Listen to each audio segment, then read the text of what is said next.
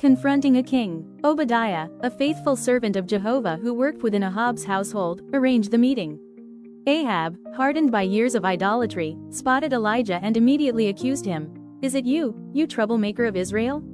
But Elijah stood firm, his voice steady as he replied, "I have not troubled Israel. You and your father's house have, because you abandoned the commandments of Jehovah and followed the Baals." Then Elijah issued a challenge, a bold test to reveal the true God. "Now summon all Israel to meet me on Mount Carmel. Bring the 450 prophets of Baal and the 400 prophets of Asherah, those who eat at Jezebel's table." This was not merely a test of power, it was a call to decide loyalty. Israel had been limping between two opinions, trying to hold on to Jehovah while indulging in the seductive practices of Baal worship. Jehovah, through Elijah, was about to remove all confusion. The gathering on Mount Carmel. Word spread quickly. From across Israel, people climbed the rugged slopes of Mount Carmel, a mountain overlooking the Mediterranean Sea, chosen strategically where all could see and hear. Ahab arrived with his court, and behind him came the throngs of Baal's prophets, dressed in ceremonial garments, confident in their supposed deity. The people gathered silently, curious yet divided, waiting to see what would unfold. Elijah stood before the crowd and raised his voice. "How long will you be limping between two different opinions? If Jehovah is God, follow him. But if Baal, follow him." The people said nothing. Their silence revealed a painful truth: they had lost their spiritual clarity. Fear of Jezebel's wrath, attraction to Baal's sensual rites, and political pressure had left them uncertain and spiritually paralyzed. Elijah proposed the test. "Bring us 2 young bulls. Let the prophets of Baal choose one for themselves, cut it into pieces, and place it on the wood, but put no fire to it. I will prepare the other bull and place it on the wood, but put no fire to it. You will call on the name of your God, and I will call on the name of Jehovah. The God who answers with fire, he is the true God." The people agreed, murmuring approval. It was a fair test. Both sides would present an offering, only the true God would respond with fire from heaven. The futile cry of Baal's prophets. The prophets of Baal were given first choice. They selected a bull, prepared it carefully, and placed it on their altar. From morning until noon, they cried out, "O Baal, answer us."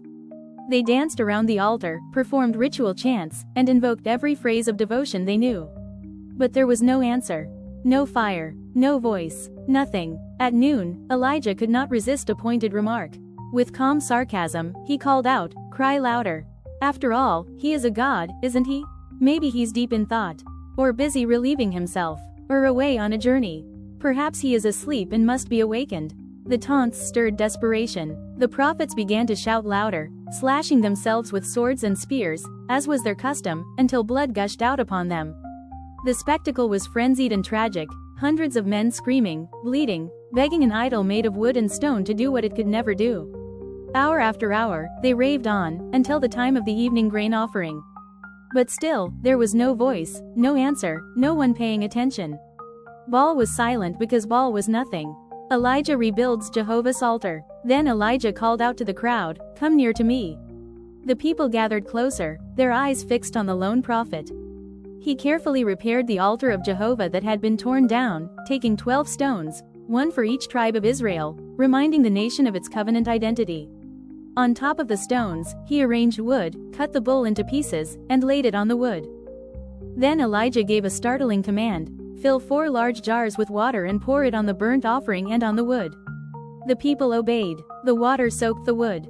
"Do it again," Elijah said. A second time, water was poured over the sacrifice. "Do it a third time," he commanded.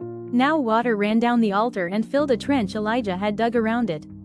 By human logic, Elijah had made it impossible for fire to ignite, but that was precisely the point. Jehovah's power does not depend on human conditions. His fire would consume even what nature resisted. Jehovah answers by fire. When the time came for the evening grain offering, Elijah stepped forward. No frantic dancing, no screaming, no self-harm, only a calm, confident prayer to the God he knew personally. "O Jehovah, God of Abraham, Isaac, and Israel, let it be known this day that you are God in Israel, that I am your servant, and that I have done all these things at your word. Answer me, O Jehovah, answer me, so that this people may know that you, O Jehovah, are the true God, and that you are turning their hearts back." The moment was still, all eyes fixed on the altar. And then it happened. Fire fell from heaven, a roaring, consuming blaze that devoured the offering, the wood, the stones, the dust, and even the water in the trench. The crowd gasped, then fell on their faces, crying out, "Jehovah, He is the true God. Jehovah, He is the true God." Centuries of truth crystallized in a single moment. There was no storm god. There was no rival deity. There was only Jehovah, the living God, supreme over heaven and earth. Purging false worship. Elijah seized the moment. He commanded, "Seize the prophets of Baal. Do not let a single one escape." The people, now awakened, obeyed. The false prophets were taken down to the Kishon Valley and executed, removing the cancer of Baal worship from Israel's midst, at least for a time. Elijah then told Ahab, "Go up, eat and drink, for there is the sound of the roar of a heavy downpour." And while Ahab prepared himself, Elijah climbed higher onto Mount Carmel, bowed down, and prayed fervently to Jehovah for rain. 7 times he sent his attendant to look toward the sea. 6 times, the servant returned saying, "There is nothing." But on the 7th time, he reported, "Look, a small cloud, as small as a man's hand, is rising from the sea." Elijah said, "Go, tell Ahab, harness your chariot and go down before the rain stops you." In moments, the sky grew dark with clouds, the wind rose, and a heavy rain poured down, proof that Jehovah, not Baal, controlled the heavens. Lessons for Christians today. This account is more than ancient history, it is a timeless reminder for all who love Jehovah today. We must choose whom we serve. The Israelites were limping between 2 opinions. Many wanted Jehovah's blessing while indulging in Baal's pleasures. Today, Christians face similar pressures: loyalty to Jehovah or compromise with the world's idols, money, politics, entertainment, or personal desires. Jesus said, "No one can slave for 2 masters." Matthew 6 verse 24, we must choose Jehovah with undivided hearts. Jehovah's power is absolute. Baal's prophets screamed, bled, and exhausted themselves, but nothing happened. Jehovah, with a simple prayer, sent fire that consumed everything. Our God is not limited by human weakness, natural obstacles, or worldly powers. Trust in His timing and His way, even when the odds seem impossible. Courage is required to stand alone. Elijah faced hundreds of false prophets, a hostile king, and a wavering nation, yet he stood firm. True Christians today may find themselves outnumbered or mocked for their faith, but Jehovah honors loyalty. Courage is not the absence of fear, it is the decision to trust Jehovah more than we fear men. True worship requires purity.